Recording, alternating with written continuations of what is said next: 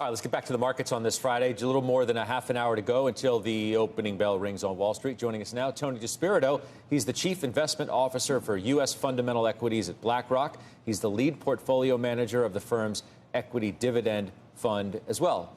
It's good to talk to you, Tony. Welcome. Good morning. Glad to be here. Are you more constructive on stocks than not? I am very constructive still. I mean, obviously, we've had a big run here. But I think there are a number of things that continue to support this market. While multiples may look high, when you think about things in terms of an equity risk premium, in other words, the yield you can get on stocks versus the yield you can get on bonds, stocks still look very attractive. And of course, earnings are strong, the economy is strengthening, and that all, I think, spells good things for equities going forward. I mean, can you make the argument that earnings are supporting elevated multiples rather than calling them into question? So earnings have been very strong. And actually, if you look over the last year, the multiple on the S&P 500 has actually contracted modestly in the 0 to 10% range. And so over the last year, the market has been totally driven by earnings, improving earnings.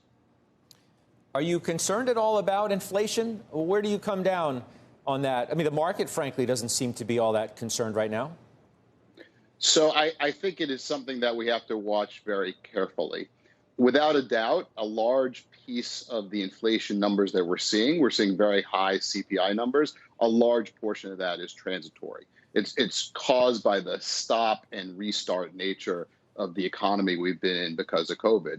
That said, we do have to think about, once we get through the initial shock, where does inflation land out? And the risks are skewed to the upside, to higher inflation. I think, we have an expression around here that when policymakers panic, that's when investors can stop panicking. And you could turn that on its head and say, right now, policymakers aren't very concerned about inflation, so it's something that we need to worry about.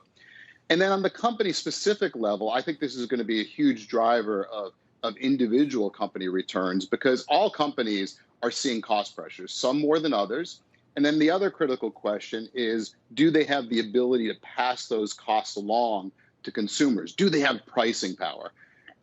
We've been favoring quality businesses, and certainly there's many definitions of quality: good business, good management team, strong balance sheet. But certainly in there, you'd have to include pricing power. And so pricing power is increasingly something I'm looking for in companies, because I think with the PPI where it is today, that's something that's going to be very important to stock returns going forward. It sounds to me like you're making a case for more cyclical natured stocks.